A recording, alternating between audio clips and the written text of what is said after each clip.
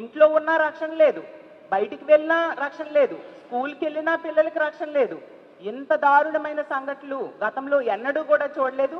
Even హాస్పిటల్కి వెళ్ళినా కూడా మహిళలకి రక్షణ లేని పరిస్థితి ఈ కూటమి ప్రభుత్వం అధికారంలోకి వచ్చాక మనకు కనిపిస్తూ ఉంది. ఈరోజు మనం చూసాం, నిన్ననే భీమిలి నియోజకవర్గం విశాఖపట్నం జిల్లాలో 2 సంఘటనలు. ఒక దివ్యాంగురాలైన మైనర్ బాలిక మీద ఒక అతను మద్యం తాగి అత్యాచారం చేయడం జరిగింది. అలాగే ఇంకో మైనర్ బాలికని కారులో తీసుకెళ్లి బలవంతంగా అత్యాచారం చేయడం మనం చూసాం. అలాగే తీసుకుంటే ఇంకో విషయం, తిరుపతి జిల్లాలో తీసుకుంటే సూలూరుపేటలో ప్రభుత్వ హాస్పిటల్లో ఒక వ్యక్తి మద్యం తాగి హాస్పిటల్లో వీరాంగం సృష్టించి మహిళల మీద దాడి చేయడం జరిగింది.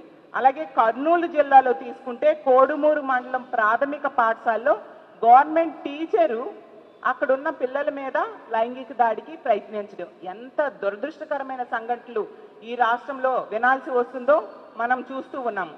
తీసుకుంటే ఈ కూటమి ప్రభుత్వానికి ఇన్ని సంఘటనలు జరుగుతున్నా కనీసం చలనం లేదు. హోమ్ మినిస్టర్ గారు అయితే ఎప్పటిలాగే ఈ కొత్త సంఘటనలకు కూడా పిఆర్ఓతో ఒక ప్రెస్ స్టేట్మెంట్, మేము చర్యలు తీసుకుంటాము అని. ఏమి చర్యలు తీసుకున్నారు? 8 నెలలు అయింది. 8 నెలల్లో ఇన్ని క్యాబినెట్ మీటింగ్స్ జరిగాయి. దీనికోసం మహిళల రక్షణ కోసం ఎటువంటి చర్యలైనా మీరు తీసుకున్నారా? ఎటువంటి యాక్షన్ ప్లాన్ లేదా గతంలో జగన్మోహన్ రెడ్డి గారు తీసుకొచ్చిన దిశ వ్యవస్థని మీరు నిర్వీర్యం చేసేశారు. దానికి సమాంతర వ్యవస్థనో దానికి సరిపోయిన వ్యవస్థనో ఏమైనా తీసుకొచ్చారా? ఉన్న వ్యవస్థలు లేకుండా చేసేసి కొత్త వ్యవస్థల్ని మహిళల రక్షణ కోసం మీరు తీసుకురాకపోవడం వలన భద్రత ఎంత ఘోరంగా ఉందో మనందరము చూస్తూ ఉన్నాం. ఇన్ని వరుస సంఘటనలు, రోజుకి 50-60 సంఘటనలు మహిళల మీద దాడులు కానీ అత్యాచారాలు కానీ హత్యలు కానీ జరుగుతున్నాయని ప్రభుత్వమే మొన్న అసెంబ్లీ సెషన్స్లో చెప్పడం జరిగింది. అంటే గంటకు 2-3 సంఘటనలు మహిళల మీద ఇలాంటివి జరుగుతూ ఉన్నాయి. దీనన్నిటికీ కారణం ఏంటి? మద్యం. మద్యం ఏరులై పారుతూ ఉంది కూటమి ప్రభుత్వం అధికారంలోకి వచ్చాక. బెల్ షాప్స్ అనేవి విచ్చలవిడిగా కనిపిస్తూ ఉన్నాయి. 50,000కు పైగా బెల్ షాప్స్ ఈ ప్రభుత్వం అధికారంలోకి వచ్చాక పెట్టడం జరిగింది. తక్షణమే బెల్ షాప్స్ తగ్గించాలి. అసలు మొన్న సంక్రాంతి జరిగింది, గతంలో ఎన్నడూ జరగనంత మద్యం అమ్మకాలు జరిగాయి. ఎందుకంటే బెల్ షాప్స్ విచ్చలవిడిగా ఉండడం వల్ల మద్యం అవైలబిలిటీ పెరిగిపోయింది. ఎనీ టైం మనీ లాగా ఎనీ టైం మద్యం అనేది ఈ ఆంధ్రప్రదేశ్ రాష్ట్రంలో ఈ కూటమి ప్రభుత్వం అధికారంలోకి వచ్చాక కనిపిస్తూ ఉంది. మద్యం వెచ్చలవిడిగా దొరకడం వలన వీళ్ళు మద్యానికి బానిసయ్యి ఇలాంటి దుర్మార్గులు మహిళల్నే టార్గెట్ చేసి దాడులు చేయడం కానీ, లైంగిక దాడులు చేయడం కానీ, అత్యాచారాలు చేయడం కానీ, హత్యలు చేయడం కానీ మనం చూస్తూ ఉన్నాము. తీసుకుంటే ఈ రాష్ట్రంలో 80% ఇలాంటి సంఘటనలు మద్యం మత్తులో చేసినవే. అలాగే తీసుకుంటే గంజాయిని హోమ్ మినిస్టర్ గారు చెప్పారు, గంజాయిని 100 రోజుల్లో అరికడతామని.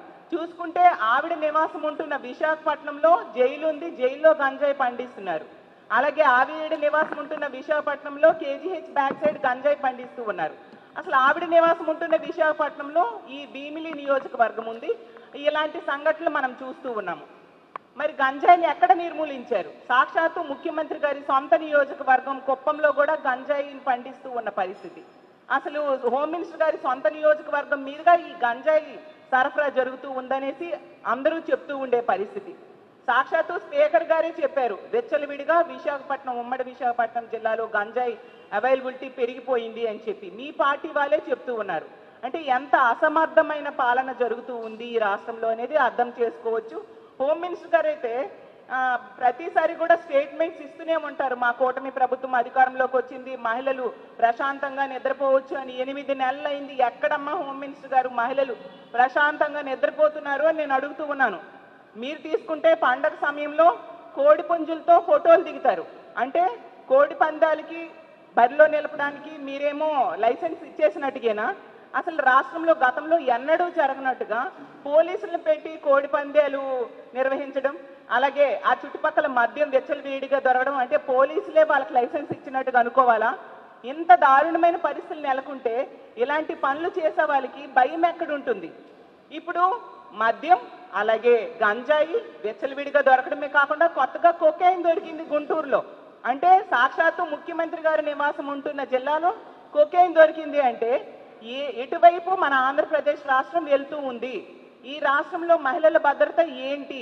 మహిళల ప్రాణాలు గాల్లో దీపాలు అయిపోయాయి. మహిళల మానాలు రక్షణ లేని పరిస్థితి, మహిళల మానాలకి రక్షణ లేని పరిస్థితి ఈ రాష్ట్రంలో నెలకొని ఉంది అనేది క్లియర్గా అర్థమవుతుంది. ఈ రాష్ట్రంలో ఉన్న పోలీసుల్ని పోనీ వాళ్ళనైనా మహిళల రక్షణ కోసమో ప్రజల రక్షణ కోసమో ఉపయోగిస్తారంటే అది లేదు. ఎంతసేపు కూడా రెడ్ బుక్ రాజ్యాంగం ఎలా అమలు చేయాలి, ప్రతిపక్ష పార్టీ వాళ్ళకి కక్ష సాధింపులు ఏ విధంగా చేయాలి అన్నదానికే పోలీసుల్ని ఉపయోగిస్తూ ఉండే పరిస్థితి. ఎంత ఘోరం అంటే లోకేష్ గారు దావూస్ వెళ్ళారు, అక్కడ కూడా ఈ రెడ్ బుక్ గురించి మాట్లాడుతూ ఉన్నారు. అంటే రెడ్ బుక్ అనేది ఏమైనా మహిళలకు రక్షణ సంబంధించిన అంశమా? మహిళల రక్షణ కోసం ఎటువంటి చర్యలు తీసుకోలేదు సరికదా. మళ్ళీ ఎంతసేపు కూడా ఏదో మహిళలకి రక్షణ ఇచ్చేస్తున్నట్టుగా హోమ్ మినిస్టర్ గారు స్టేట్మెంట్స్ ఇస్తూ ఉన్నారు. స్టేట్మెంట్స్ ఎవరికి కావాలి? నిత్యం ఇన్ని సంఘటనలు. హోమ్ మినిస్టర్ గారు పక్క నియోజకవర్గం తీసుకుంటే యలమంచిలిలో ఏటికొప్పాకలో మొన్ననే చూసాము. 4 సంవత్సరాల చిన్నారి 4 ఏళ్ల బాలిక మీద లైంగిక దాడి జరిగింది. ఎంత దారుణం! ఏమైనా స్పందించారా హోమ్ మినిస్టర్ గారు అని నేను అడుగుతూ ఉన్నాను. 4 ఏళ్ల చిన్నారి మీద లైంగిక దాడి జరిగితే మీరేమైనా స్పందించారా? వాళ్ళ కుటుంబానికి ఒక భరోసా ఇవ్వడం కానీ, ధైర్యం చెప్పడం కానీ, ఒక ఆర్థిక సాయం చేయడం కానీ ఏమైనా చేశారా? మీ పక్క నియోజకవర్గమైన యలమంచిల్లో గతంలో రాంబెల్లిలో దర్శిని అనే అమ్మాయికి సురేష్ అనే వ్యక్తి ఇంటికి వెళ్ళి కత్తితో పొడిచి చంపేశాడు. ఆ కుటుంబానికి ఇప్పటికి ఇన్ని నెలలు అయిపోయింది. ఆ సంఘటన జరిగి ఇంచుమించు 6 నెలల పైగా అయ్యింది. ఇన్ని నెలలైనా మీరు పక్క నియోజకవర్గమే ఒక 100-200 సార్లు ఆ పక్క నుంచి తిరుగుతూ ఉంటారు కదా. ఆ కుటుంబానికి ఏమైనా మీరు వెళ్ళి ధైర్యం చెప్పడం కానీ, ఆర్థిక సహాయం కానీ చేశారా? ఈ రాష్ట్రంలో మీరు తీసుకుంటే ఇన్ని సంఘటనలు జరుగుతూ ఉన్నాయి. ఏ సంఘటన కూడా ప్రభుత్వం పట్టించుకున్న దాఖలాలు లేవు. కొన్ని సంఘటనలు ఎక్కడైనా వీళ్ళు పట్టించుకున్నారు అంటే ఏవైతే జగన్మోహన్ రెడ్డి గారు పరామర్శకు వెళ్తారో అక్కడికి మాత్రం హోమ్ మినిస్టర్ గారు వాళ్ళ మంత్రుల్లో తొందరగా వెళ్ళి జగన్మోహన్ రెడ్డి గారి కంటే ముందు క్రెడిట్ ఏదో కొట్టేయాలి అన్న టైప్గా వీళ్ళు వెళ్ళి పరామర్శ చేస్తూ ఉంటారు తప్ప వీళ్ళు స్వతహాగా వాళ్ళంతటి వాళ్ళు ఈ కుటుంబానికి ధైర్యం చెప్పాము, ఈ మహిళకి ధైర్యం చెప్పాము అనే సంఘటన ఎక్కడ కూడా మనం చూడని పరిస్థితులు నెలకొని ఉన్నాయి.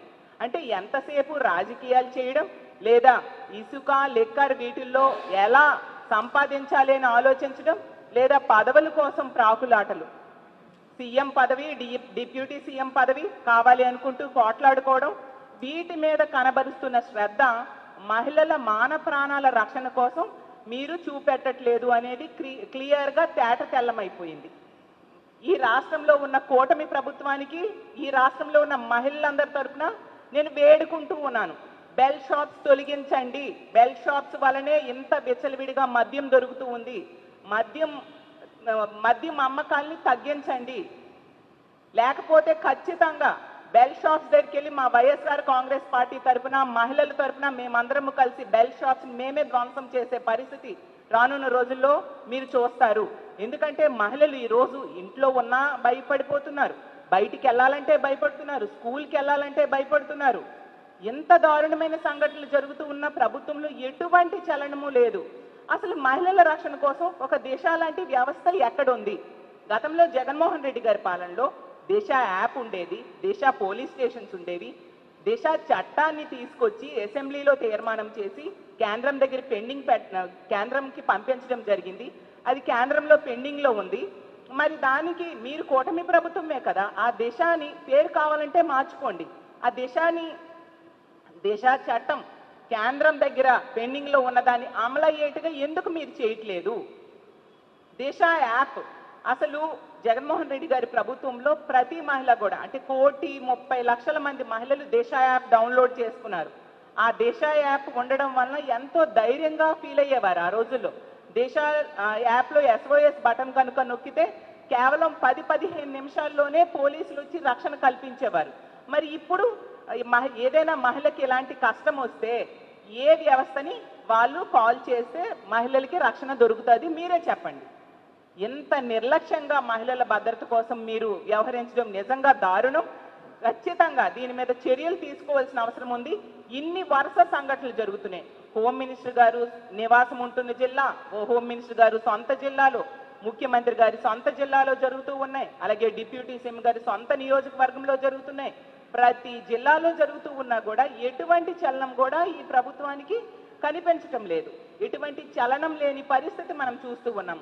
కాబట్టి ఎప్పటికైనా కళ్ళు తెరిచి మహిళల రక్షణ మీద దృష్టి పెట్టాల్సిందిగా కోరుతూ ఉన్నాను.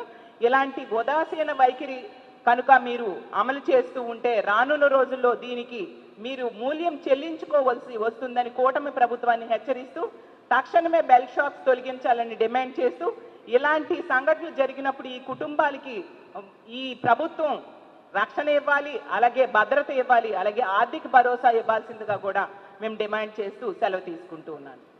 ఈరోజు జరిగిన సంఘటనకి ఏమైనా పరామర్శించారండి? ఎంతవరకు నేను అదే అడుగుతున్నానండి. హోమ్ మినిస్టర్ గారు ఇన్ని సంఘటనలు జరుగుతున్నాయి, రోజుకి 50-60 సంఘటనలు జరుగుతున్నాయని మన అసెంబ్లీలోనే చెప్పడం జరిగింది. అంటే గంటకు 2-3 సంఘటనలు మహిళల మీద దాడులు కానీ, అత్యాచారాలు కానీ, హత్యలు కానీ జరుగుతున్నాయి. అసలు మా పార్టీ నుంచి చాలా సంఘటనలకు మేము వెళ్తూ ఉన్నామండి. మేము వెళ్ళినప్పుడే వాళ్ళకి చలనం ఉంటుంది తప్ప వాళ్ళు ఏ విషయంలో కూడా వాళ్ళు వెళ్ళి ఆ కుటుంబాన్ని పరామర్శించడం కానీ, ఆర్థిక భరోసా ఇవ్వడం కానీ ఎక్కడా జరగలేదు. జగన్మోహన్ రెడ్డి గారు ఆ రోజు గుంటూరు ప్రభుత్వ హాస్పిటల్కి వెళ్తున్నారు అని చెప్పేసి వాళ్ళు ముందు వెళ్ళడానికి ప్రయత్నించడం, ప్రతి దగ్గర కూడా ఈవెన్ ఎందుకు అక్కడ రాంబిల్లిలో కూడా మా పార్టీ వెళ్ళింది. చాలా సంఘటనల్లో మా పార్టీయే వెళ్ళి ఆ కుటుంబాలకు పరామర్శ చేయడం, ధైర్యం ఇవ్వడం, ఆర్థిక సహాయం చేయడం మా పార్టీ చేసింది. మేము ప్రతిపక్షంలో ఉన్నాం కానీ ప్రజలు నమ్మి వీళ్ళకి ఓట్లు వేశారు, ఇన్ని సీట్స్ ఇచ్చారు. మరి వాళ్ళు ఏంటి, వాళ్ళ బాధ్యత ఏంటి, వాళ్ళ బాధ్యత ఎంతవరకు నెరవేరుస్తున్నారు? ఎంతసేపు స్టేట్మెంట్స్ ఎవరికి కావాలండి? మాట్లాడితే పిఆర్ఓతో ఒక స్టేట్మెంట్, ఈ భీమిలీ సంఘటన కూడా పిఆర్ఓతో ఒక స్టేట్మెంట్, కఠిన చర్యలు తీసుకుంటాం. ఏవా కఠిన చర్యలు? ఎందుకు పెదగంటి ఎడలో 3-4 నెలల క్రితం ఒక ప్రేమోన్మాది ఒక అమ్మాయి మీద దాడి చేశాడు, ఇన్ని నెలలైంది, అతను ఈ రోజు కూడా ప్రభుత్వం పట్టుకోలేకపోయింది. హోమ్ మినిస్టర్ ఇదే జిల్లాలో నివాసం ఉంటున్నారు కదా, మరి కనీసం దాడి చేసిన నిందితుడిని కూడా పట్టుకోలేనంత అసమర్థ ప్రభుత్వం నడుస్తుందా ఈ రాష్ట్రంలో అని నేను అడుగుతున్నాను. అంత దారుణమైన సంఘటనలు జరుగుతున్నాయి. అత్యంత ఉదాసీన వైఖరి, అత్యంత నిర్లక్ష్యము ఈ ప్రభుత్వానికి ఉంది అనేది క్లియర్గా అర్థమవుతుంది. ముఖ్యంగా హోమ్ మినిస్టర్ గారికి సొంత జిల్లాలో ఇన్ని సంఘటనలు జరుగుతూ ఉన్నా కూడా ఎటువంటి చర్యలు తీసుకోవట్లేదు. మహిళల రక్షణ కోసం ఎటువంటి చర్యలు కూడా ఈ ప్రభుత్వం తీసుకోవట్లేదు. కాబట్టి ఎప్పటికైనా కళ్ళు తెరిచి మహిళల రక్షణ మీద దృష్టి పెట్టండి అని ఈ ఆంధ్రప్రదేశ్ రాష్ట్రంలో ఉన్న మహిళల తరపున వేడుకుంటూ సెలవు తీసుకుంటున్నాను. ఖచ్చితంగా చేస్తామండి. రానున్న రోజుల్లో ఈ బెల్ షాప్స్ కనుక తొలగించకపోతే, ఎందుకంటే గతంలో బెల్ షాప్స్ అనేవి జగన్మోహన్ రెడ్డి గారి ప్రభుత్వంలో ఉండేవి కాదు. ఈ రోజు 50,000కి పైగా బెల్ షాప్స్ ఉన్నాయి. మాట్లాడితే వీళ్ళు చెప్తూ ఉన్నారు బెల్ షాప్స్ దొరికితే 5 లక్షలు ఫైన్ వేస్తామంటున్నారు. ఈ ప్రభుత్వాన్ని నేను అడుగుతూ ఉన్నాను, ఎన్ని బెల్ షాప్స్కి వీళ్ళు ఫైన్ వేశారు అనేసి. ఎన్ని బెల్ షాప్స్కి 5 లక్షలు ఫైన్ వేశారు? మద్యం విచ్చలవిడిగా ఏటీఎంలా ఎనీ టైం మద్యంలా ఈ రాష్ట్రంలో మద్యం దొరుకుతూ ఉండే పరిస్థితి. కాబట్టి రానున్న రోజుల్లో ఇదే ఇలాగే కొనసాగితే మా వైఎస్ఆర్ కాంగ్రెస్ పార్టీ తరఫున ముఖ్యంగా మహిళల సపోర్ట్తో మహిళలు అందరం కలిపి ఇలాంటి బెల్ షాప్స్ అన్ని తొలగించడానికి, ఆ బెల్ షాప్స్ పగలగొట్టడానికి మేము పూర్తిగా చర్యలు తీసుకుంటాము. కాబట్టి ప్రభుత్వం ఎప్పటికైనా కళ్ళు తెరిచి, ఇంత నమ్మి మహిళలందరూ ఓట్లు వేశారు, అలాగే తీసుకుంటే మహిళలకి ఎన్నో పథకాలు ఇస్తామన్నారు, సూపర్ 6లు, సూపర్ 7లు అంటూ ఇన్ని పథకాలు మహిళలకి ఇస్తామని చెప్పారు. మిమ్మల్ని నమ్మి ఓట్లు వేశారు. ఆ పథకాలు ఏవి అమలు చేయలేదు. ఒక ఉచిత బస్సు అమలు చేయలేదు, తల్లికి వందనము అమలు చేయలేదు, ఇలాగ ఫ్రీ గ్యాస్లు 3 ఇస్తామని చెప్పి ఈ అకాడమిక్ ఈ సంవత్సరం తీసుకుంటే ఈ ఆర్థిక సంవత్సరంలో 1 ఇచ్చారు. ఇలా మహాశక్తి పథకం అమలు చేయలేదు. ఈ రోజుకి ఫీజు రీఎంబర్స్మెంట్ ఇవ్వట్లేదు. రైతులకు తీసుకుంటే అందులో ఎంతోమంది మహిళా రైతులు ఉంటారు, రైతులకు తీసుకుంటే ఆర్థిక సహాయం చేయని పరిస్థితి, మహిళలకి నెట్ట నిలువున మోసం చేశారు. కనీసం రక్షణ కూడా ఇవ్వని పరిస్థితి మహిళలకి ఈ రాష్ట్రంలో నెలకొని ఉంది అనేది క్లియర్గా అర్థమవుతుంది. మీరే మొన్న చూశారు, రైతుల తరపున పోరాటం చేశాము. అలాగే విద్యుత్ ఛార్జీలు పెంచేసి అన్ని రకాల ఛార్జెస్ పెంచేయడం వలన ప్రజల తరపున అవి తగ్గించాలని మేము పోరాటం చేయడం జరిగింది. అలాగే ఫీజు రియంబర్స్మెంట్ కూడా తక్షణమే నిధులు విడుదల చేయాలి అని చెప్పి రానున్న రోజుల్లో మేము చేయబోతూ ఉన్నాము. మా వైఎస్ఆర్ కాంగ్రెస్ పార్టీ ఎప్పుడు కూడా ప్రజల తరపున నిలబడే పార్టీ, ప్రజల తరపున పోరాడే పార్టీ, పోరాటాల నుంచి పుట్టిన పార్టీ. అధికారంలో ఉన్న ప్రతిపక్షంలో ఉన్న ప్రజల కోసమే మా పార్టీ ఆలోచిస్తుంది, ప్రజలకు అండగా నిలబడుతుందని తెలియజేస్తుంది.